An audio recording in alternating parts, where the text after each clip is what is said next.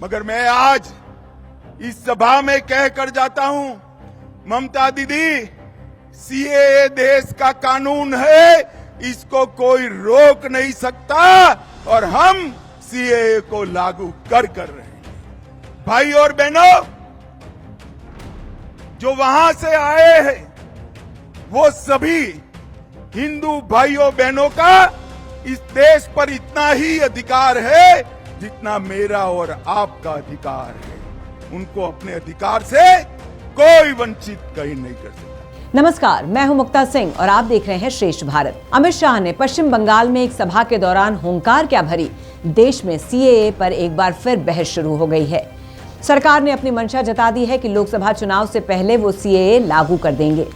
सूत्र बताते हैं सीएए को लेकर सभी तैयारी पूरी कर ली गई है और इसे लागू किया जाना तय है। सवाल यह है कि आखिर सिटीजनशिप अमेंडमेंट एक्ट को लेकर मुस्लिम क्यों डरे हुए हैं। सीएए साल 2019 में पारित हुआ था, जिसे 6 महीने के भीतर लागू करना था, लेकिन सरकार ने इसे ठंडे बस्ते में डालकर रखा और इसको कानून बनाने के लिए 8 एक्सटेंशन दिए। सरल भाषा में कहें तो सीएए को मरने नहीं दिया, उसे केवल ऑक्सीजन पर रखा। और अब लोकसभा चुनाव से पहले सीएए मोदी सरकार के लिए तुरुप का इक्का साबित होगा। साल 2019 में सीएए को लेकर काफी विरोध हुआ था और इसकी वजह से दिल्ली में दंगे तक हो गए थे। सरकार अगर उस वक्त सीएए लागू करती तो लोग 5 साल में सरकार की इस उपलब्धि को भूल जाते। लिहाजा सरकार ने लोगों का गुस्सा शांत करने और चुनावी फायदा उठाने के लिए पूरे मुद्दे को ठंडे बस्ते में डाल दिया। सिटीजनशिप अमेंडमेंट एक्ट 2019 यानी सीएए एक कानून है जिसे 11 दिसंबर 2019 को दोनों सदनों से पारित कर दिया गया। 12 दिसंबर 2019 को राष्ट्रपति के दस्तखत के साथ ये कानून बन गया। सीएए का उद्देश्य अफगानिस्तान, बांग्लादेश या पाकिस्तान के हिंदू, सिख, बौद्ध, जैन, पारसी या ईसाई समुदायों के प्रवासियों को भारत में नागरिकता देना है। सिटीजनशिप एक्ट 1955 के मुताबिक देश में अवैध रूप से रह रहे घुसपैठियों को देश से बाहर निकाला जाए। सीएए में इसमें संशोधन किया गया है। नए प्रावधान के मुताबिक कोई हिंदू, सिख, बौद्ध, जैन, पारसी और ईसाई जो अफगानिस्तान, बांग्लादेश या पाकिस्तान से 31 दिसंबर 2014 से पहले भारत माइग्रेट हुआ है, उसे अवैध शरणार्थी नहीं माना जाएगा और वो सीएए के तहत भारत की नागरिकता के लिए आवेदन कर सकता है। पहले भारत की नागरिकता पाने के लिए कम से कम 11 साल भारत में रहना जरूरी था। सीएए के जरिए इस समय सीमा को घटाकर 6 साल कर दिया गया है। इस कानून के पीछे सरकार अपनी ये मंशा बताती है कि पूरी दुनिया में भारत ही एक ऐसा देश है जहां पर हिंदू, जैन, सिख, बौद्ध और पारसी रहते हैं। कहा जाए तो भारत उनका मूल देश है। जैसे पूरी दुनिया के यहूदियों का कोई देश है तो वो इजराइल है।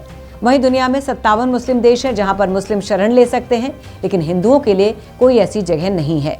लिहाजा अफगानिस्तान, पाकिस्तान और बांग्लादेश में प्रताड़ित होने वाले हिंदू कहां जाएंगे। केवल हिंदुस्तान ही ऐसा देश है जो उनका खुद का देश है। सीएए का विरोध कर रहे ज्यादातर लोगों को बरगलाया गया है कि सीएए लागू होने के बाद मुसलमानों की नागरिकता चली जाएगी। सीएए में ऐसा कुछ नहीं है। कुछ लोग ये सवाल भी खड़े करते हैं कि इसमें मुसलमानों को शामिल क्यों नहीं किया गया है। इस पर सरकार का तर्क है कि दुनिया भर में मुसलमानों के कई देश हैं। अगर कोई मुसलमान पाकिस्तान, अफगानिस्तान और बांग्लादेश में उत्पीड़न का शिकार होता है तो दुनिया के 57 मुस्लिम देशों में पनाह ले सकता है। इसके लिए उसे हिंदुस्तान आने की जरूरत नहीं है, क्योंकि उसके पास विकल्प मौजूद है। हिंदुओं के पास ऐसा कोई विकल्प नहीं है। देश के मुस्लिमों को असली डर सीएए से नहीं बल्कि एनआरसी से है। 2019 में गृह मंत्री अमित शाह ने कहा था कि पहले सीएए लाया जाएगा और उसके बाद एनआरसी यानी नेशनल रजिस्टर ऑफ सिटीजनशिप लाया जाएगा। इसमें देश में अवैध तौर पर रह रहे नागरिकों से उनकी नागरिकता के सबूत मांगे जाएंगे। अगर कोई नागरिक सबूत नहीं दे पाता तो उसे पहले डिटेंशन कैंप में रखेंगे और बाद में उसे उस देश में भेज दिया जाएगा जहां से वो आया है। भारत में प्रमुख तौर पर रोहिंग्या और बांग्लादेशी मुसलमान अवैध तौर पर रह रहे हैं। पश्चिम बंगाल और असम में तो इनकी तादाद बहुत ज्यादा है। वैसे अवैध प्रवासी देश के कोने कोने में फैले हुए हैं।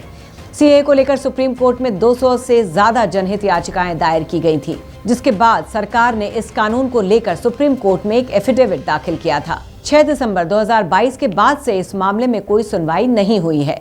हिंसा और विरोध से बचने के लिए सरकार ने अभी सीएए लागू करने की कोई तारीख तो तय नहीं की है, लेकिन चुनाव से पहले होने वाले संसद सत्र में इसको लागू किया जाना तय माना जा रहा है। राम मंदिर की प्राण प्रतिष्ठा और सीएए लागू होना बीजेपी के लिए लोकसभा चुनाव में सिक्सर साबित होंगे। फिलहाल की इस खबर में बस इतना ही। बाकी खबरों के लिए देखते रहिए श्रेष्ठ भारत।